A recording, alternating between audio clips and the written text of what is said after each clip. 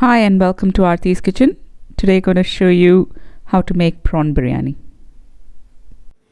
Yeah, for this recipe you need about 800 grams of raw prawns, which is marinating in some turmeric, salt and pepper.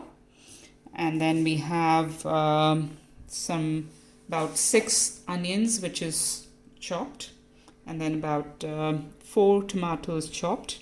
I've got about 12 green chilies which are slit, and then I have ginger garlic paste about 2 tablespoons, and then we have the dry spices, which is about 3 pieces of cinnamon, about 7 to 8 cloves, and then about 7 cardamoms and a couple of bay leaves.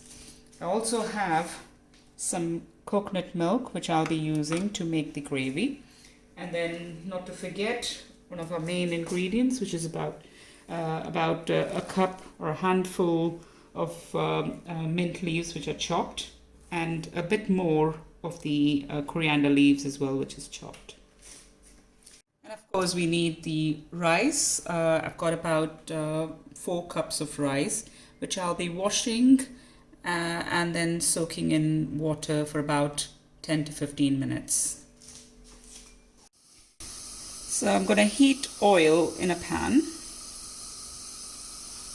So this is the pan I'm going to make the gravy in. It's about 2 to 3 tablespoons of oil. So what we need to do is we need to fry these prawns and keep them aside first before we make the gravy. Now the oil's hot. I'll go ahead and add the prawns.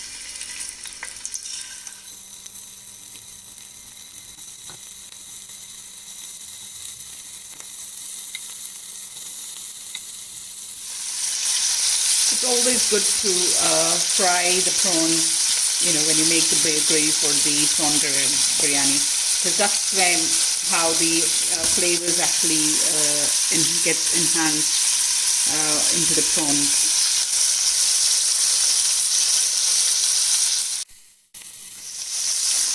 Turn it around, put this on the other side as well.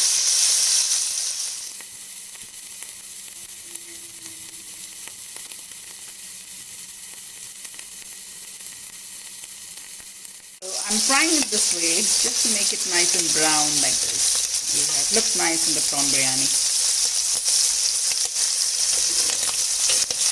Now it's done, we just go ahead and take them out and drain it in the paper. In my household, they just come sneaking to eat the prawns as they're fried.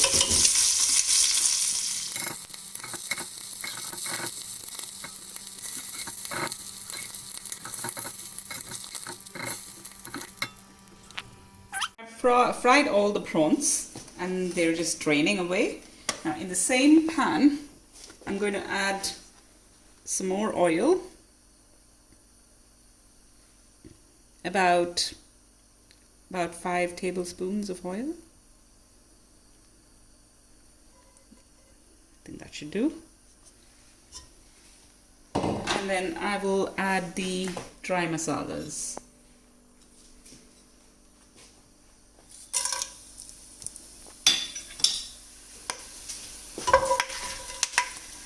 Once they start to splutter, I'm going to add the onions.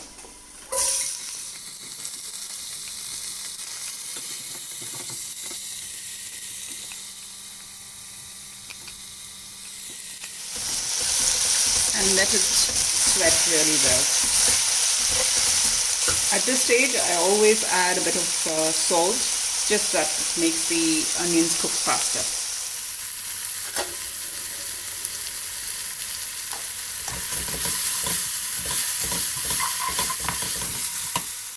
You can get lovely aromas of all the dry spices there. And at this stage, we go ahead and add our ginger and garlic paste. It's about 2 tablespoons of it.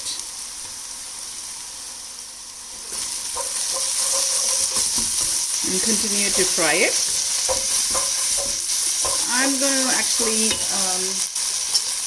rinse this out and add the water.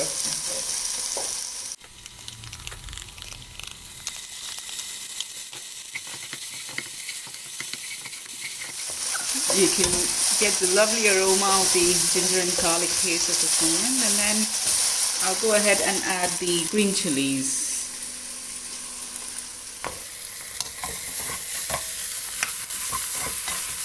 The green chilies also give in a lovely flavor.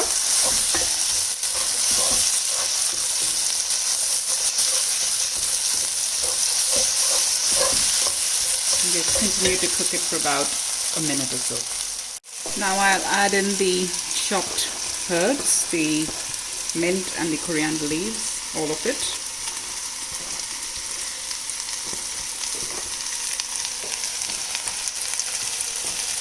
I like a lot of mint and coriander in my biryani.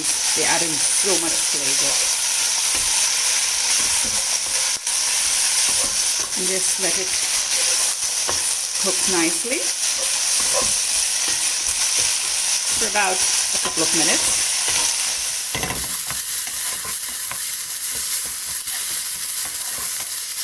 They smell absolutely fantastic at this moment.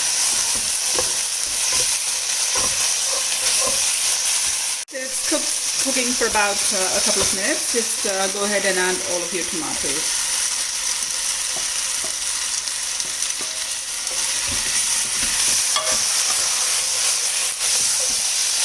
Continue to cook them until the tomatoes are all nice and pulpy.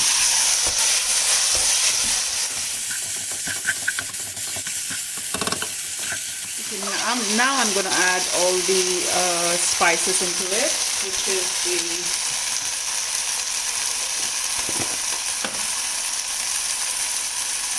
about a teaspoon of chili powder. If you want, you can add more, depending upon your spice levels. Remember, I have got the green chilies as well in there.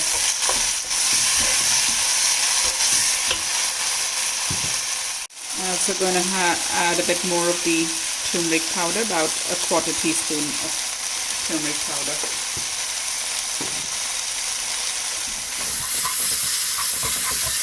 And just wait, keep cooking until the tomatoes are nice and pulpy. The tomatoes are nice and pulpy now. I'll now add about half a cup of coconut milk into it. And continue to cook it for about half a minute or so.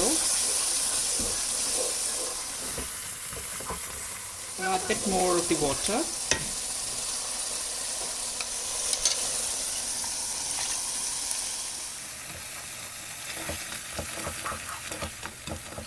And now you can add in your prawns.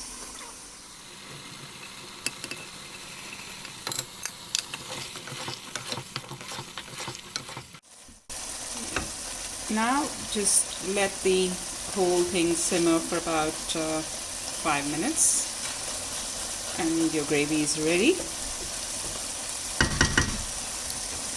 I'll put the lid on at this stage and let it simmer for about 5 minutes.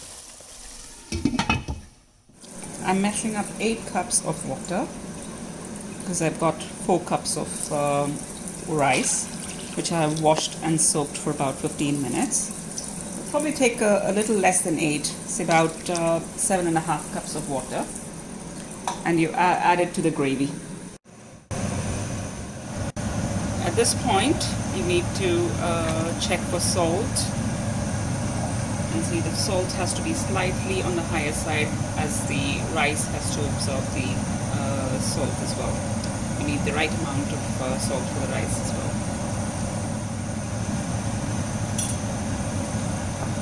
And also going to add some lemon juice.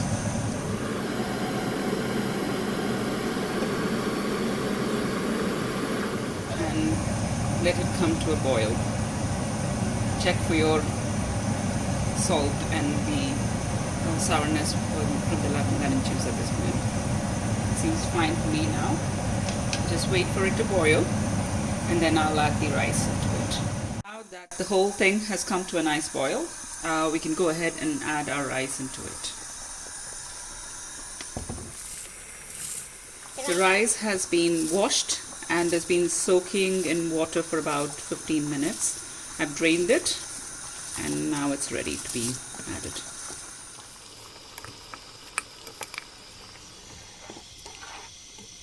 Let it boil, and the rice has to soak up most of the liquid, and at that point you put the lid on, and you also put a heavy bottom pan under the pot itself and reduce the flame to a very, very low fire, and let it cook in its own steam for about 10-15 minutes. You can now see that most of the moisture of the liquid has been absorbed by the rice. At this point, I'm going to put the lid on, and I'm also going to put a heavy bottom pan underneath.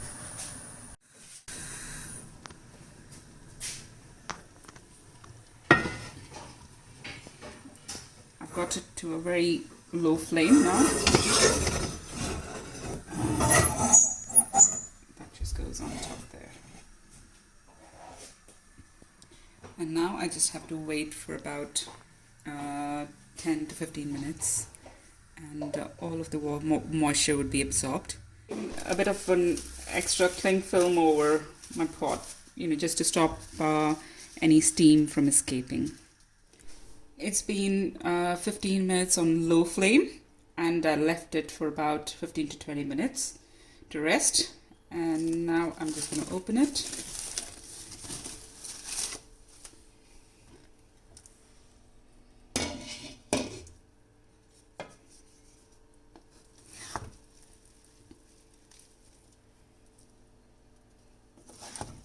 And there you are. It's lovely and it's ready to be served.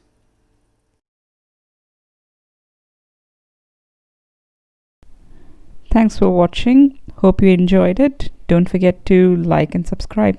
Thank you.